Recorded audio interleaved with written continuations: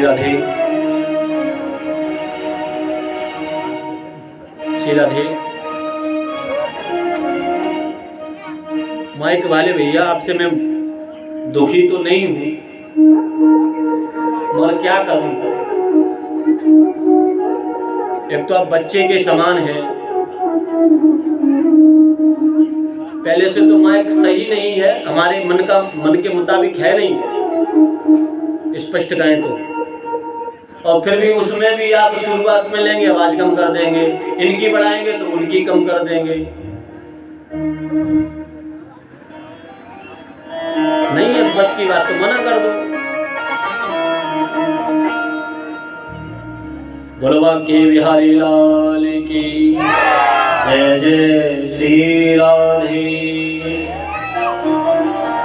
जय जय श्री राधे। अब तो कछ लग रही है क्या कोठा वासी कुछ लोगों को तो राधा रानी का नाम समझ में आ रहा है। अच्छा ये बात बताओ, मैं पूछना भूल गया, आपको मेरी भाषा समझ में आ रही है ना? यही सबसे बड़ा दिक्कत होती है महाराज ब्रजवासियों के साथ में, क्योंकि वो अपनी अपनी भाषा में कह जाते हैं तो समझ में ही नहीं पड़ती, बाद में पता चल रहा है महाराज कुछ कह गए समझ में नहीं आया। तो आज महाराज शंभु मनु की जो पुत्री थी देवहूति माता, उनका विवाह कर्दम ऋषि से हुआ। महाराज एक विशेषता है कर्दम ऋषि में, कोई ऐसे वैसे संत नहीं है, तो कैसे महाराज क्या करते हैं, बड़ा आनंद आता है इनकी जो चरित्र है ना, जो लीला है ना, बड़ी सुंदर है, बड़ी आनंदित है। अच्छा मैं ये जो इनकी कुटिया है ना बड़ी सुंदर है। अच्छा कैसी है भैया कि एक तरफ कुटिया में चूहाओं का घर है। किसका घर है? चूहाओं का। अच्छा एक तरफ चींटियों का घर है। अच्छा चींटियों का भी घर है क्या? हाँ, एक तरफ चींटियों का घर है और एक तरफ सर्प का घर है। सर्प तो जानो, गांव की भाषा में कीड़ा। सभी लोग क्या करते हैं भैया, सर्प भी वहीं रहते हैं, चूहा भी वहीं रह रहे हैं और चींटी भी रह रही है। और महाराज जी कहते हैं नेवले का भी घर वहीं पर है। नेवला जानो? देखो संत का कि कुटिया में कितने लोग रह रहे मगर प्रेम से रह रहे हैं, सब में प्रेम है, अहिंसा की कोई बात ही नहीं है। कर्दम ऋषि का बड़ा कठोर नियम है। परमात्मा को प्राप्त करने के लिए उन्होंने तपस्या की। 24 घंटे इनका एक ही नाम काम है कि हरि भजनम, हरि शरणम, हरि शरणम, हरि शरणम। जैसे कहते हैं सबरी ने राम जी का नाम का जप किया था, उसी प्रकार से कर्दम ऋषि हरि का नाम सुनते हैं। महाराज आगे मत जाओ, वो तो बहुत दूर की बात है भाई। त्रेता की बात है, सबरी मैया कब थी? त्रेता युग में। हम तो इसी कली काल के हैं ना, तो कलयुग की बात करते हैं। भक्तमाल में एक पीपाजी महाराज हुए। महाराज पीपाजी महाराज सुनी होगी कभी कथा पीपाजी की। वो ऐसे संत थे महाराज, जो उनके यहाँ पर संत के यहाँ कोई हानि करने आता था ना, उनके बैलों को चोरी करके ले जाता था ना, जो ठग होते थे, चोर हुआ करते थे, वो भी कुछ दिनों बाद संत जी से दीक्षा ग्रहण कर लेते थे। अरे भैया भक्त बनना है तो मीरा की तरह बनो। अरे भक्त बनना है तो कर्माबाई की तरह बनो। कर्माबाई को जानो सब? नाम सुना है कर्माबाई का? कर्माबाई एक ऐसी संत थी महाराज, वो जगन्नाथ भगवान के लिए खिचड़ी दांतों से ही ला लिया करती थी। महाराज ये कोई ऊपर के त्रेता और द्वापर के भक्त नहीं थे, इसी कलयुग के भक्त थे। विठुलनाथ जी का नाम सुना होगा, विठुलनाथ जी का नाम सुना होगा। वो कहीं और के भक्त नहीं, इसी कलिकाल के भक्त थे।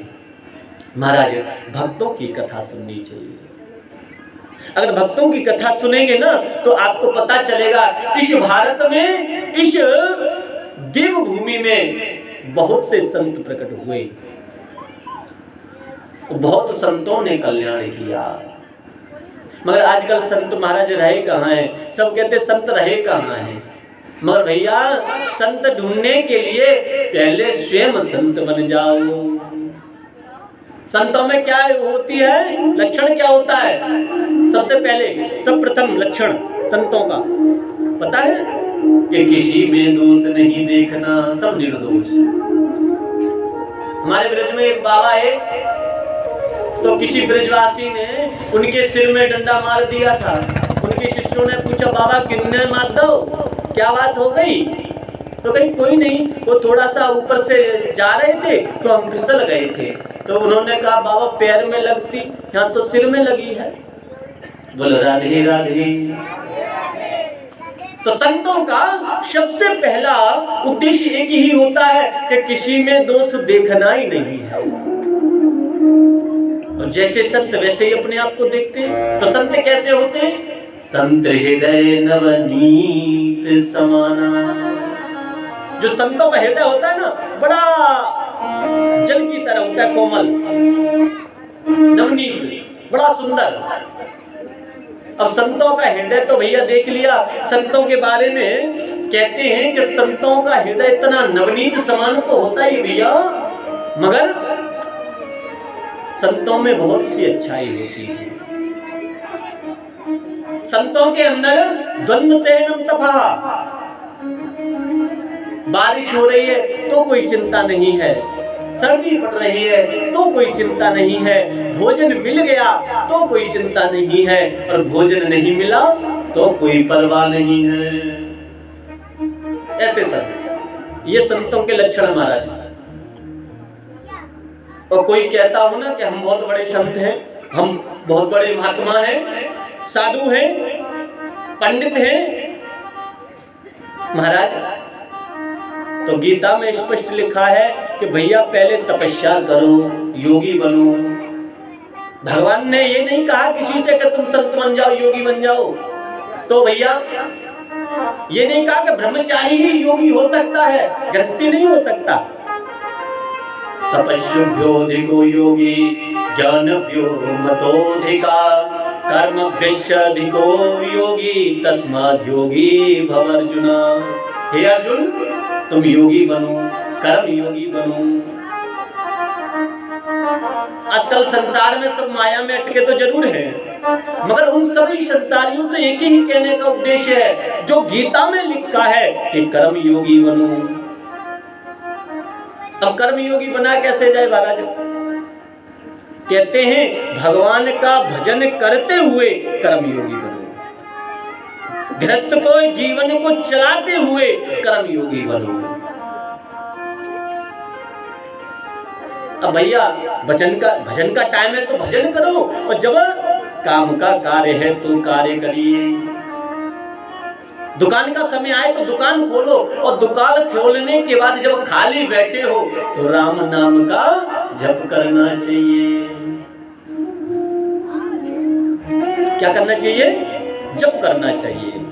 और भैया जिसने राम का नाम जप किया है उसके आनंद आ जाते हैं। और भैया कुछ लोग तो ऐसे महाराज, राम का नाम जब तो हम बहुत करते हैं मगर हमारे को कुछ लाभ नहीं मिलता। भैया राम नाम का जब भी आजकल युग में स्वार्थ से करते हैं। किससे करते हैं? स्वार्थ से। राम राम जपना पराया माल अपना। क्यों ऐसे करते हैं ना? कहते हैं कि राम राम जपना पराया माल अपना, कि दूसरे का भी जो धन दौलत हो, माया हो, वो सब हमें मिल जाए, हम खा लें। आज के संसार में बड़ा विचित्र भावना है महाराज। हमारे यहाँ एक कहावत है कि भैया सुखी क्यों नहीं होता है संसारी लोग, क्योंकि सुखी इसलिए नहीं होते हैं कि पड़ोसी को देखकर दुख लग जाता है। कैसा कि इसने 2 मंजिल मकान कैसे बनवा लिया। बोलो राधे राधे। अरे भैया जोर से बोलो, आज तो संख्या बढ़ गई है ना। राधे राधे। अब कछु लगी ऐसा तो ना भैया जो संख्या बढ़ी है तो झांकी के चक्कर में बढ़ी है, ऐसा ही है, ऐसा ही कुछ लग रहा है। क्योंकि आजकल के लोग दृश्य को ही देखकर प्रकट हुआ करते हैं, अदृश्य को कोई मानता ही नहीं है। तो मैं कह रहा था कि भैया जब करदम ऋषि इतना भजन करते हैं, हम क्यों नहीं कर सकते। बनो संतों की तरह, अपने मन को बनाओ, संतों की तरह अपने हृदय को बनाओ, संतों की तरह अपने बच्चों को बनाओ। महाराज संत बच्चे कैसे बन सकते हैं? संस्कार को ध्यान से सुनना है माताओं को, बड़ी अच्छी बात बताने जा रहा हूं, ध्यान से सुनना। कि जब बच्चा उत्पन्न हो तो 5 वर्ष तक उसे प्रेम दो। क्या देना चाहिए? प्रेम देना चाहिए। 5 वर्ष का जब बच्चा हो तो उसे खूब प्रेम दो, खूब लाड़ दो। अच्छा महाराज, और जब वो 5 वर्ष से जैसे ही ऊपर चलने लगे तो उसको फिर संस्कार देना प्रारंभ कर दो। क्या देना प्रारंभ कर दो? संस्कार। और आजकल की मैया तो जैसे ही बच्चा ज्यादा उधम मचाए ना भैया, तो क्या पकड़ाती हैं? मोबाइल पकड़ा देती हैं कि लाला रोवे मत, बस मोबाइल ले ले। और फिर बुढ़ापे में वृद्ध अवस्था में कहती हैं, अरे ब्यास जी महाराज, अरे गुरुजी महाराज, हमारा बच्चा हमारी बात नहीं मानता। माने हो कहां से? मोबाइल दिया है। तो कहते हैं जब 5 वर्ष का बच्चा हो जाए, 5 वर्ष तक खूब प्रेम दो, खूब दुलार दो, और जैसे ही 6ठे वर्ष में पढ़ना प्रारंभ हो उसे संस्कार देना प्रारंभ कर दो। और जैसे वो 15 वर्ष का हो जाए या 10 वर्ष का हो जाए तो उसे व्यवहार दो। क्या दो? व्यवहार। कैसे व्यवहार? ये तुम्हारे दादाजी हैं, इनको चरण वंदन करना चाहिए। आप सुबह ही उठ के आप इनको दंडवत प्रणाम करो।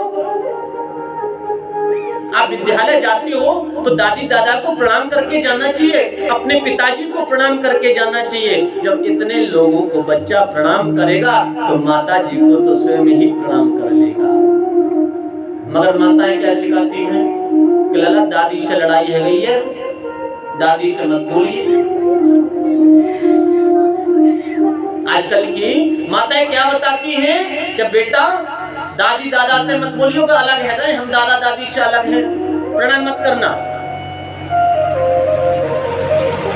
वो आज अपने लिए बता रहे हैं, कल उनका भी समय आएगा।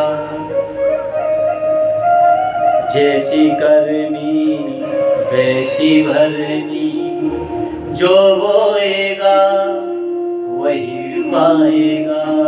भैया जैसा बीज डालोगे वैसा ही अंकुर आएगा। कुछ लोग तो ये भी कहते, बाबा एक बात बताओ, हमारी बहू हमारी सेवा नहीं करती।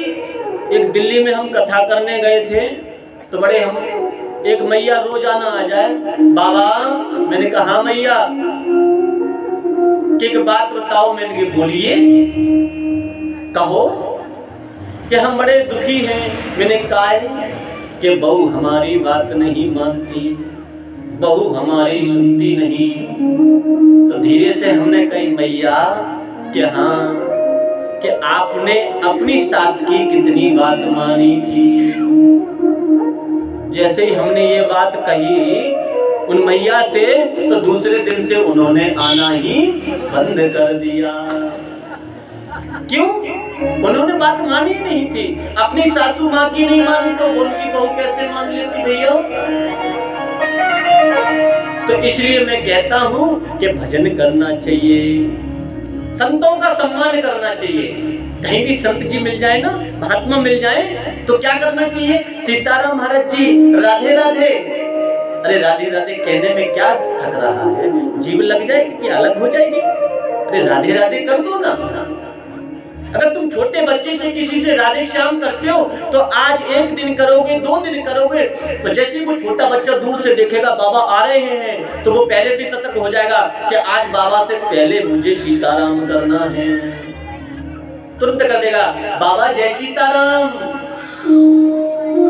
ये मत सोचना चाहिए कि छोटा बच्चा है कि बड़ा बच्चा है, बोलना चाहिए राधे श्याम। मैं रोजाना सुबह सुबह स्नान करने जाता हूँ ना भैया के घर में, तो मैं राधे राधे करते जाता हूँ। अब सुने या ना सुने उसकी वो एक बात दूसरी है, मैं बोलता जरूर हूँ कि भैया राधे राधे। बोलता क्यों हूँ? ये नहीं सोचता हूँ कि भैया क्या बात है वो उनको करना चाहिए, नहीं, पहले हमको करना चाहिए। हमसे बड़े हैं भैया, उन्होंने दुनिया में पहले आए हैं, उन्होंने संसार पहले देखा है, तो पहले राधे राधे कर लो कि राधे राधे। तो इसलिए प्रत्येक मानव के मन में ये होना चाहिए, चारपाई से जैसे उठो वैसे ही कोई आपके सम्मुख बड़ा हो या छोटा हो, उससे हाथ जोड़ के कहो कि भैया राधे श्याम, जय सीताराम, जय मैया की। यही संतों का तो भजन है, मगर हम लोग भजन से कतराते हैं। देखो मैं सत्यता बोलता हूँ, जो मुझे दिखता है कमी वो मैं कह देता हूँ। हमारे परीक्षित जी महाराज भागवत जी को रखकर आगे आगे जा रहे थे, मगर उनका मन बड़ा विचलित था कि जो ट्रैक्टर के देख के आऊं गाना कौन सा चल रहा है। तो मैंने 2-3 बार रोका, बाबा आपको क्या चिंता है रे, आगे क्यों जा रहे? मगर बाबा नहीं माने, जा जरूर रहे। बुलवा के बिहारी लाल की। मैं इसलिए बताया हूँ ये बात कि जब परमात्मा को आपके शीश पर धारण करने लेना चाहिए तो मन को शांत कर लेना चाहिए, राम नाम का जप करना चाहिए। कोई कहावत मत दोहराओ कि मुंह में राम बगल में गीते, मिल गए राम तो खूब ही कूटे। अगर राम जी देखा होगा आपको कि भोजन की थाली लेके तो जाते हैं ठाकुर जी के आगे, अगर ठाकुर जी प्रकट होकर कह देना कि ला भैया भोजन करा दे, तो 1-2 दिन तो कराएगा, चौथे दिन से कह दे बाबा लाला ऐसो है अपने घरे जाके कही करिए भोजन, अब हम बैठना है रो, चल काम कर। पहले गैया को गोबर डालते तब भोजन देंगे। वो तो ठाकुर जी की बड़ी महती कृपा है जो प्रकट होकर कहते नहीं है। और कछु कछु जगह तो हमने देखा है कि ठाकुर जी को एक कटोरी में 4 किशमिश और थोड़ी सी चिरौंजी के दाना रख देते हैं और किवाड़ियां बंद कर देते हैं, उससे कुछ और बोलते हैं। किवाड़ होती है ना मंदिर की, बंद, कपाट बंद हो जाते हैं, छोटो सो तिखाल हो बामे लकड़िया किवाड़े और लगवा दें तो भगवान निकल के ना चले जाएं। बोलो राधे राधे।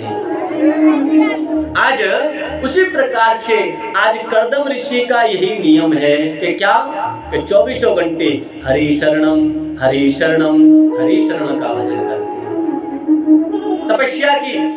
और जैसे महाराज तपस्या करने लगे, तपस्या प्रारंभ कर दी, और जैसे नारायण भगवान प्रकट हुए, बोले प्रभु प्रकट हो जाते हैं ना तो पूछते हैं क्या चाहिए, कि प्रभु मुझे कुछ नहीं चाहिए, आप मिल गए, अब मुझे कुछ नहीं चाहिए।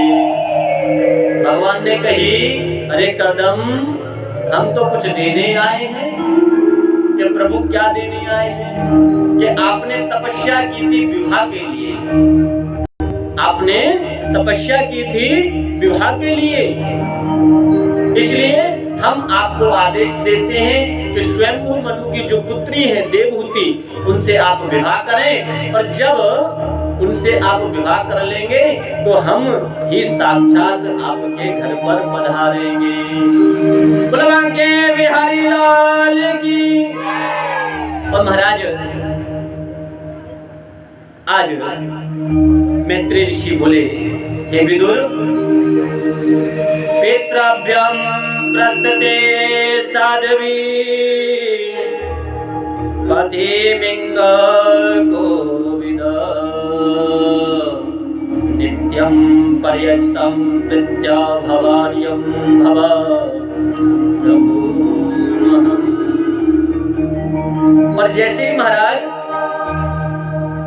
कुटिया पर पहुंचे, गुफाओं में से, कंदरा में से कुटिया के पास पहुंचे, कर्दम ऋषि देखते हैं कि स्वयंभू मनु अपनी पुत्री देवहूति के साथ चले आ रहे हैं।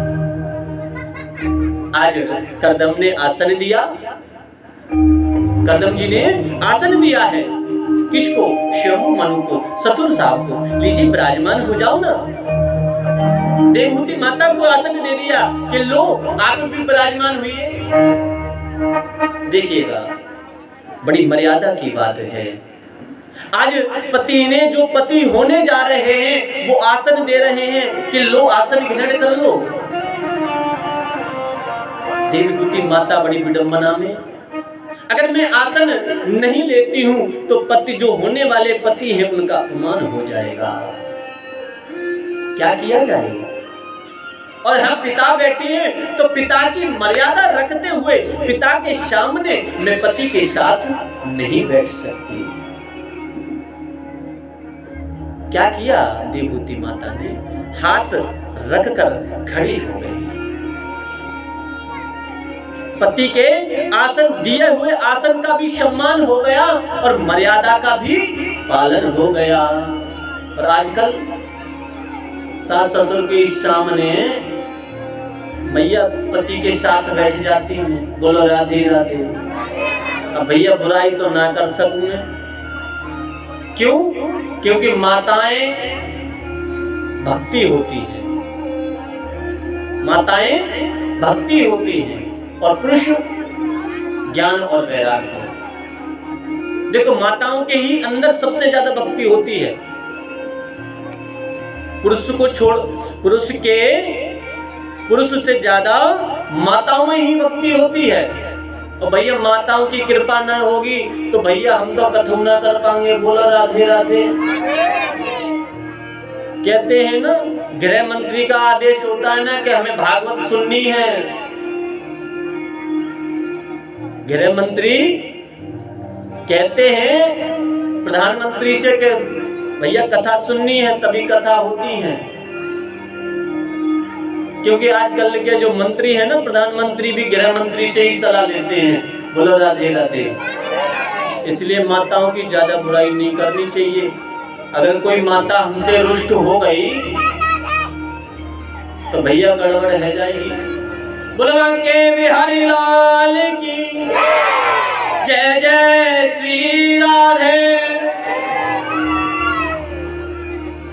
महाराज आज देवहूति माता आसन पे हाथ रखकर खड़ी हो जाती है। बड़े लौकिक वैदिक रीति से कर्दम ऋषि जी का विवाह हुआ, दान दहेज दिया गया। तो कर्दम जी ने कहा, प्रभु हम दान दहेज नहीं लेते हैं, ये सब आप ले जाइए। हम क्या करेंगे इसका? इन घोड़ों का, इन हाथियों का, इन दास दासियों का हम क्या करेंगे? हम तो साधु हैं भैया, फक्कड़ हैं। एक रोटी का टिक्कर बना लेते हैं और शाम को पा लेते हैं और हरि का नाम जप करते हैं। हमारा ये नियम है। मैं इस दान दहेज का क्या करूंगा? देखो, मैं मानता हूं क्योंकि आज जितनी भी दुनिया है वो सब महाराज दान दहेज पे ही टिकी हुई है।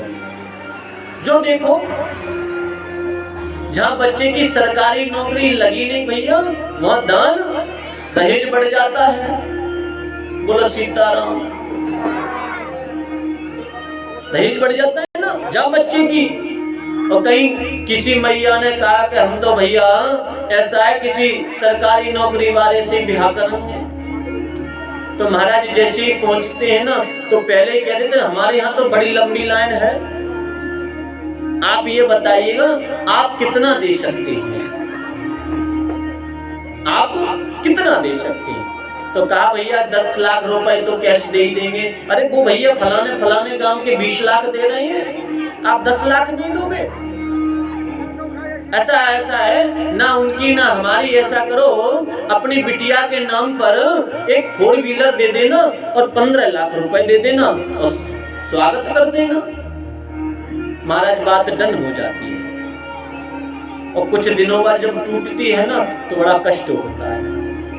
टूट भी जाती है कि क्यों टूट जाती है? जो भैया धन के लालच में जो संबंध किए जाते हैं वो कुछ समय बाद मन मुटाव होता है और मन मुटाव होने के बाद टूट जाते हैं, छूट जाते हैं। भैया सम्मान सबको करना चाहिए। स्त्री को अगर माता जिसका भी विवाह हो तो उसको सास ससुर का सम्मान करना चाहिए। और जो भैया का विवाह उन देवी जी का वो भी ससुराल जाते हैं तो उनको भी सास ससुर का सम्मान करना चाहिए। दोनों का साथ सम्मान करोगे तो आपको लाभ मिलेगा। अरे भैया सम्मान के तो आज दुनिया मुमकी है। अरे उनसे सास ससुर से तुम राधे राधे कर लोगे तो क्या जाएगा? या उनसे फोन कर कर ये पूछ लोगे कि आपका स्वास्थ्य कैसा है। और वही बहू अपने सास ससुर का सम्मान करके अपनी उन्हीं की बेटी के समान ये पूछ दे माता जी आपका स्वास्थ्य कैसा है, तो कितना अच्छा रहेगा। मगर महाराज समय विपरीत है। क्यों? क्योंकि सास भी बहू को बेटी नहीं मान पाती है। बोलो राधे राधे। मेरी बात कड़वी तो है मगर एकदम सत्य है। सास भी उस बहू को बेटी नहीं बना पाती, बहू ही रहने देती है। अगर सास भी उस बहू को बेटी मान ले तो सारा उनका दुख का निवारण हो जाएगा। जो ये चल रहा है ना परंपरा जो चली है तलाक वाली वो समाप्त हो जाएगी। मगर आजकल संसार में सिर्फ दहेज से ही नाते जुड़ जाते हैं। उसी प्रकार से आज करदम ऋषि कहना चाह रहे हैं कि किसी से ना दहेज देना चाहिए और ना दहेज लेना चाहिए, अपराध है।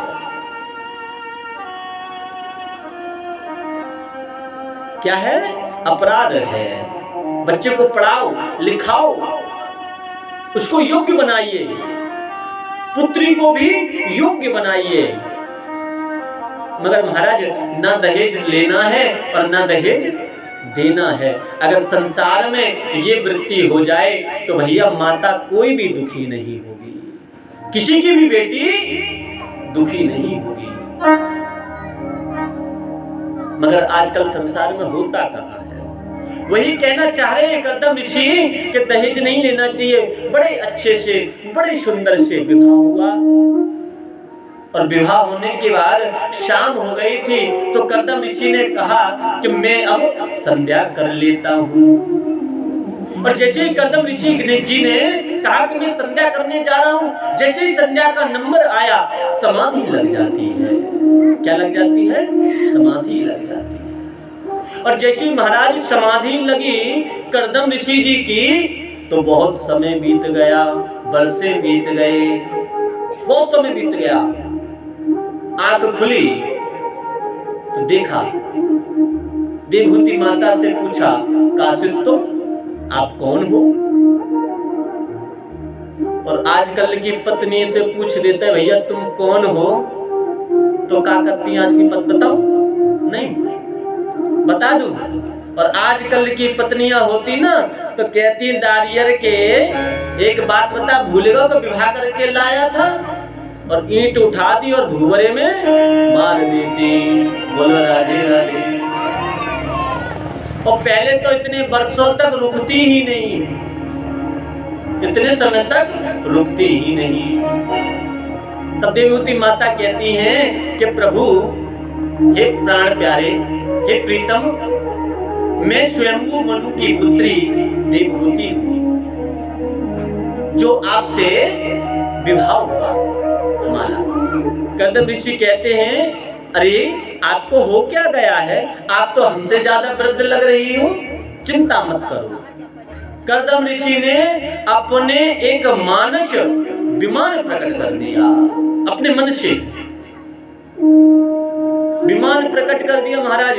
विमान के अंदर बड़े सुंदर सरोवर हैं, बड़ा सुंदर वन है और उसमें पर्वत भी हैं, ऐसा विमान। आज देवहूति माता को कहा, जैसी भेजा कि आप अंदर जाइएगा, तो दासियों ने, देवहूति माता ने जैसे ही स्नान किया है तो महाराज कहते 15 साल की कन्या बनकर प्रकट हो गई। अब भैया देवहूति माता 15 साल की हो गई तो कर्दम ऋषि की तो हजारों वर्ष आयु। उन्होंने भी उस कुंड में स्नान किया तो 16 साल के एक नव युवक बन गए। और महाराज कहते हैं उन्होंने भ्रमण करने लगे, मगर एक शर्त थी। देवहूति माता से जब विवाह किया था ना, तो एक शर्त रख दी थी कर्दम ऋषि ने कि मैं विवाह तो कर लूंगा, मगर मेरी एक शर्त है कि क्या, कि एक बच्चा होने के बाद मैं दोबारा से पुनः सन्यासी हो जाऊंगा। अब वहां पर हो गई 9 कन्याएं। कितनी कन्याएं? 9 कन्याएं। और जैसी 9 कन्याएं हुई, कर्दम ऋषि को याद आया कि हमने तो ये कहा था। देवहूति माता पैर पकड़ लेती है, चरण पकड़ लेती हैं कि हे प्रभु, ये 9 कन्याएं हैं और इस पुत्री तो वैसे भी पराया धन होती है। पुत्री कौन होती है? कौन होती है? पराया धन, अपना धन नहीं होती है। तो अच्छा एक बात बताओ, एक पुत्री कितने परिवारों का उद्धार करती है? एक पुत्री कितने परिवारों का उद्धार करती है? पता है? 2 परिवार का। कैसे? कैसे 2 परिवारों का उद्धार कर देती है कि एक जहां उसने जन्म लिया होता है उसका भी उद्धार करती है, और जहां उसका विवाह होकर वो जाती है, जो पति का सरनेम उसका होता है, गोत्र लेती है, उसका भी अगर अच्छी हो तो उसका भी उद्धार कर देती है। मैं तो माताओं को दंडवत प्रणाम कर लेता हूं। माताओं जैसा हृदय बड़ा कोमल होता है। उससे ये मतलब नहीं है कि माता कौन है, माता तो माता है। मैं तो छोटी सी अगर बच्ची भी हो ना और इच्छा हो जाए उसको मुझे प्रणाम करना है तो मैं प्रणाम कर लेता हूँ। हमारे सनातन धर्म में कहते हैं कि देवी का स्वरूप अगर कोई कन्या मिलती है तो साक्षात जगत जननी जगदम्बा भवानी है, माँ दुर्गा है, माँ वैष्णव है। तो मैं तो कन्या में ही नहीं, मैं तो सर्व माताओं के अंदर ही उन्हीं भवानी का दर्शन किया करता हूँ। आप जितने भी हम माताएं बैठी हैं ना, सबके हृदय के अंदर मुझे अपनी ही माता दिखती है। इसलिए तो मैं आपके सामने बोल लेता हूँ इतना, क्योंकि आप सभी के अंदर श्री राधा रानी का, श्री किशोर जी का निवास है। आपके हृदय में जब वो दिखती है ना, और जब आप हंसती है ना, तो ये लगता है कि साक्षात किशोरी जी मुस्कुरा रही है। इस संसार में माताओं का हृदय बड़ा कोमल होता है। आज देवहूति माता ने कहा, प्रभु ये तो सब पराया धन है, ये तो अपनी अपनी ससुराल चली जाएंगी, कुछ तो कृपा करें। तो कहते हैं तुरंत कर्दम ऋषि को याद आ गया कि जब भगवान ने प्रकट होकर दर्शन दिया था हमको, तो कहा था, क्या कहा था कि हम आपके घर आएंगे, हम आपके घर आएंगे। और जैसे ही घर का नाम सुना, कपिल भगवान की याद आ गई कि चलो तैयारी की गई। आज साक्षात कपिल भगवान प्रकट हुए। बोले कपिल भगवान की जय जय श्री राधे। और महाराज कपिल भगवान के साथ में ब्रह्मा बाबा के पुत्र भी दर्शन करने आए। वैसे तो ब्रह्मा बाबा के 10 पुत्र थे। नारद जी कहीं घूमने गए थे। नारद जी महाराज कहीं घूमने गए थे तो जो कर्दम ऋषि की जो 9 कन्याएं थी, तो भैया ब्रह्मा बाबा के साथ में ही उन 9 पुत्रियों का विवाह कर दिया। बोलो राधे राधे। और आज कपिल भगवान का जैसी प्रादुर्भाव हुआ, देवहूति माता से कहते हैं, हे देवी, ये कोई पुत्र नहीं है, ये साक्षात कपिल भगवान है, ये साक्षात नारायण है। और इनका अगर आप ध्यान करोगी तो आपका उद्धार हो जाएगा। और अगर आप इनका ध्यान करती हैं तो आपका उद्धार होगा। अच्छा, इतना कहकर कपिल भगवान पुनः कंदराओं में चले गए। और महाराज जैसे भगवान कपिल भगवान कुछ बड़े हुए, आज देवहूति माता ने पूछा, प्रभु बेटा पुत्र, मैं एक आपसे बात पूछना चाहती हूँ कि अगर इस संसार की जो माया है ये कैसी होती है? अगर इसी कोई माया छोड़ना चाहे तो कैसे छोड़े? क्या करना चाहिए? उसको छोड़ने के लिए क्या करना चाहिए? तब कपिल भगवान कहते हैं, माँ, देवहूति माता कहती है, प्रभु आज मेरे आप पुत्र नहीं हैं, आप मेरे आज गुरु हैं। अच्छा, आज माता देवहूति ने उनसे रिश्ता चेंज कर दिया, संबंध। आज कौन सा संबंध बना लिया कि पुत्र गुरु का और शिष्य का। आज गुरु और शिष्य का संबंध हो गया। कहा आप गुरुजी हैं, हम शिष्य हैं। महाराज आज कपिल भगवान कहते हैं, हे मां, जितस्वासो जितेंद्रिय, कि सर्वप्रथम आसन को जीतो। सर्वप्रथम आसन को जीतना चाहिए। सबसे पहले पूजा में आसन ही मेन है महाराज, याद रखना। आसन कौन सा होना चाहिए महाराज? सुख आसन। सुख आसन जानो, जिसमें आप सुख पूर्वक बैठे रहें उसे कहते हैं सुख आसन। अच्छा, सुख आसन। फिर दूसरा, अपनी इंद्रियों को जीत लो। अच्छा महाराज, सुख आसन पर बैठना क्या चाहिए? आप बिल्कुल सुख आसन पर पालती मारकर बैठ जाइए।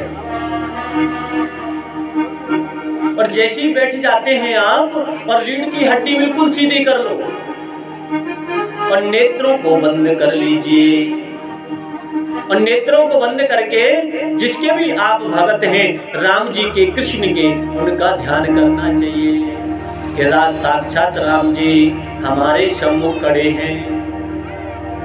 बड़ा स्वर्ण का सिंहासन है और उस पर राम और सीता मैया विराजमान हैं।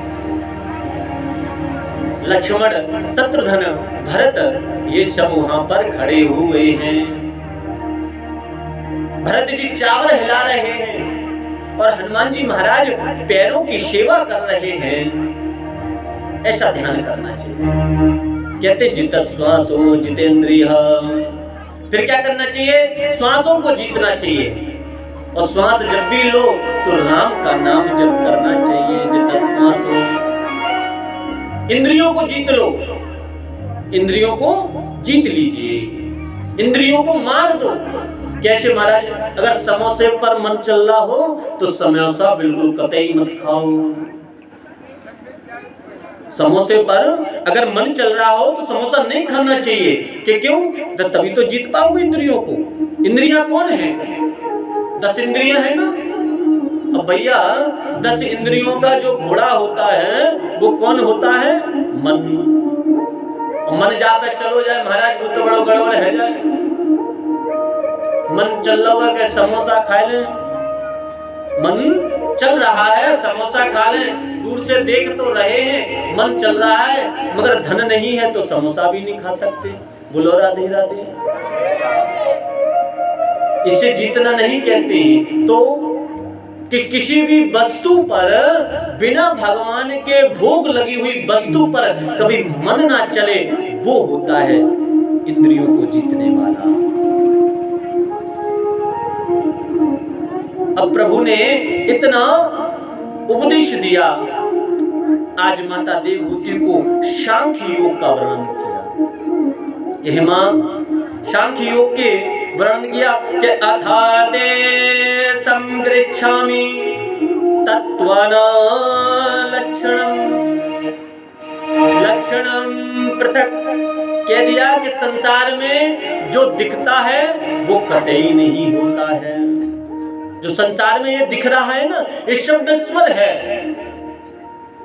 पशु पक्षी जो ये दिख रहे हैं ना, ये शब्द स्वर है। अच्छा,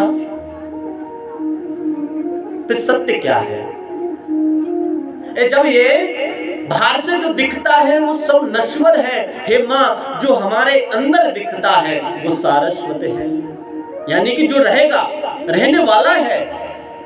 क्या हमारा शरीर है, रहेगा क्या? नहीं रहेगा ना। एक दिन मिट्टी में आया है और मिट्टी में मिल जाएगा। बहुत पहले की बात है, एक भजन सुना होगा कि 2 गज कफन का टुकड़ा तेरा लिबास होगा। क्या होगा भैया? 2 मीटर का ही कपड़ा होता है। कभी कह रहा है कि 2 गज कफन का टुकड़ा तेरा लिबास होगा, दे देगा आग तुझ में, दे देगा आग तुझ में, जो बेटा खास होगा। बेटा किसे कहा? खास किसे कहा? कि जो सबसे बड़ा बेटा होता है तो वही पिताजी में अग्नि प्रकट करता है। महाराज अग्नि देने के बाद में कपाल क्रिया और की जाती है। बांस लेकर मस्तिष्क में मारा जाता है। हाँ, अरे संसार में जो दिख रहा है वो अपना नहीं है। कोई है क्या अपना? देखो भैया, स्वार्थी सब है। स्पष्ट लिखा है कि स्वार्थ लाभ करे सब प्रीति। सबका स्वार्थ है और ऋषि नर सब की यही रीति। देखो, या तो माता ले लो, या पिता ले लो, या गुरुजन ले लो, सबका स्वार्थ है। माता पिता का क्या स्वार्थ है कि जब बच्चा हमारा बड़ा हो जाएगा और जब हम लठ लेके चलने लगेंगे तो हमारी सेवा करेगा। क्या करेगा? सेवा करेगा। और गुरुजनों का भी यही उद्देश्य है कि जब हम वृद्धावस्था में पहुंच जाएंगे तो शिष्य हमारी सेवा करेगा। देखो, आज की दुनिया में सब स्वार्थी हैं। महाराज ने कहा, किसी ने स्वार्थी कौन नहीं है? स्वार्थी कौन नहीं आज के युग में? तो कहते हैं सद्गुरु। स्वार्थी कौन नहीं है? सद्गुरु। योगी गुरु कभी स्वार्थी नहीं हो सकता। कहते ना, लिखा है ध्यान मूलम गुरु मूर्ति, पूजा मूलम गुरु पदम। अब भैया गुरु जी का ध्यान करेंगे तब ना, गुरु के चरणों की वंदना करेंगे तब उद्धार होगा ना, सदगुरु को मानेंगे तब उद्धार होगा ना। महाराज आज के युग में गुरु को जान ही नहीं पाते हैं, गुरु मंत्र लेने पहुंच जाते हैं। हमारे यहाँ जब हम बचपन में गुरुकुल में पढ़ते थे तो एक हमारे एक भैया थे, बहुत बड़े थे वो हमसे, वो शास्त्री कर रहे थे। तो वो कहते थे कि आज के युग के जो गुरु और शिष्य का नाता है ना, तो मालूम है क्या होगा? कि क्या होगा भैया? कि गुरु चेला नरक में होए ठेलम ठेला। क्यों? क्योंकि आजकल तो 1.25 रुपया में गुरु बन जाते हैं भैया। चेला कहते महाराज हमको शिव जी बहुत प्यारे लगते हैं, शिव जी का मंत्र देना। दूसरा पहुंच गया महाराज जी हमको देवी मैया बहुत अच्छी लगती हैं, देवी जी का मंत्र दे दो। गुरु जी सबका मंत्र दे रहे हैं, गुरु जी सबका मंत्र दे रहे हैं, मगर गुरु जी नहीं पता रामानंदी हैं कि शैव हैं कि वैष्णव हैं कि निम्बार्की हैं कि उदासीन हैं, मगर दे सबका मंत्र रहे हैं। तब इस बात पर कहते थे कि आजकल के जो गुरुजियों के और चेलाओं का मालूम है क्या होगा, कि क्या होगा कि गुरु चेला नरक में होए ठेलम ठेला, ये सब नरक में जाने हैं। गुरु किसे बनाना चाहिए? जो सत्य हो, जो ज्ञान दे, जो परमात्मा की तरफ मोड़े, वो गुरु है। जो जिसके आ जाने से, संत के आ जाने से आपका घर महक उठे, उसे सदगुरु कहते हैं। इस मोह माया से जो आपसे छुड़वा दे, उसे सदगुरु कहते हैं। माया में तो सभी लिप्त है भैया, जो कहते हैं ना माया को छोड़ो, वही सबसे ज्यादा माया में लिप्त होते हैं। कर्दम ऋषि वो कपिल भगवान कह रहे हैं, हे माँ इस जगत में तो स्वार्थ नहीं है। हम सब जो हमको दिखा, ये आंखें देख रही है ना, वही मान रही है ये मेरा मकान है, ये मेरा घर है, और ये मैं हूं, ये मेरी माता है, ये मेरे पिताजी हैं। सब मान रहे हैं एक दूसरे को। सब कह रहे हैं कि ये बेटा है, ये मेरा पुत्र है। देखो मैं प्रेम के लिए मना नहीं करता हूं, प्रेम करो, प्रेम करना चाहिए, गृहस्थ जीवन का पालन करना चाहिए। तो भैया क्या नहीं करना चाहिए? आप कह रहे हो एक तरफ माया को छोड़ो और एक तरफ कह रहे हो कि प्रेम करना चाहिए। ये बात तो समझ में ना आई। तो कहा कि प्रेम करना चाहिए मगर ममता नहीं करनी चाहिए। ममता ही सबसे खतरनाक है, प्रेम खतरनाक नहीं है, ममता खतरनाक है। ममता जानो, माताएं तो बहुत अच्छी तरीके से जानती हैं कि ममता किसे कहती है। प्रेम करो, सम्मुख हो तो खूब सत्कार करिएगा, चला जाए तो भगवान का भजन करना चाहिए, ठीक रहा। और ममता किसे कहते हैं? कि ममता उसे कहते हैं कि लाला चलो जाए बाजार में तो 4 दफे फोन करके पूछे लाला कितनी देर में आएगा, तुझे देखे हुए बड़ ये लग रहा है बहुत वर्ष बीत गई। ये ममता है, यही माया का बंधन का कारण है। देखो सभी लोग अलग अलग बताते हैं, मैं तो वो बात बता रहा हूं जो आपकी समझ में आए, जिस तरीके से आपको समझ में आ रहा है मैं वही बता रहा हूं। वैसे तो गुण रहस्य तो ये है कि भैया प्रेम तो करो मगर ममता नहीं करनी चाहिए, यही माया का स्वरूप है। जो हमारे नेत्रों के आगे जो पलक है ना, ये झपकते हैं, उठते हैं, इनके आगे किसकी माया पड़ी हुई है? कहती है बेटा और बेटी की। बताया था ना एक दिन, मैंने कहा था ना कि एक माता जी थी, वो सोच रही थी कि बेटी का विवाह हो जाए, नातनी का विवाह हो जाए तब ही जाए। और कुछ लोग ये सोच रहे थे घर वाले कि जब दादी मैया चली जाएंगी तब हम जाएं। बोलो राधे राधे। सब लोग यही सोच रहे हैं, दादी अम्मा चली जाए तब छोरा को ब्याह करें। तो आजकल के संसार में बड़ी विडंबनाएं हैं। इसलिए मेरा तो मानना एक ही है, जितना हो सकता है राम जी का जप करना चाहिए। आइएगा हम सभी लोग एक राम जी का भजन करते हैं, फिर उसके बाद कथा में प्रवेश करते हैं। बोले बांके बिहारी लाल की।